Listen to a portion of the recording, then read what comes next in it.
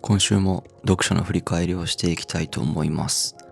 今週は私が間違っているかもしれないという一冊を手に自分を見つめ直す時間を過ごした一週間でした。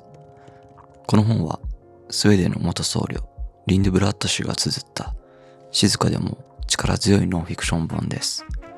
内容を簡単に触れると、彼は若くして出世するんですけど、スーパーエリートとしての地位を捨ててタイの森で僧侶となります。タイでは共同生活になるんですけど、馴染めず他の僧侶にイライラする日々を過ごします。そんな生活の中で誰かに対して苛立つとき、その原因は相手ではなく自分の中にある、そう気づいた時の一節が刺さりました。読んでみます。人間関係に過度に煩わされないための解決策はある。相手の言動をいちいち気にしたくないのなら、そのための方法は突き詰めると一つしかない。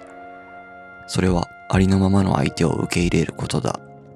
なぜなら誰かに対してこうあるべきだと思ったからといって、その人がその通りの人間に生まれ変わったりすることは絶対にないからだ。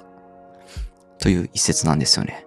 このありのままの相手を受け入れる。難しいんですよね。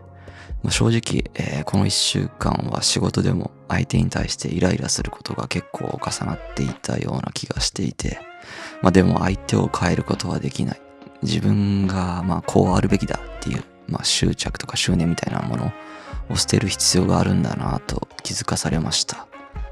難しいことなんですけど、少しずつありのままを認める練習をしていきたい。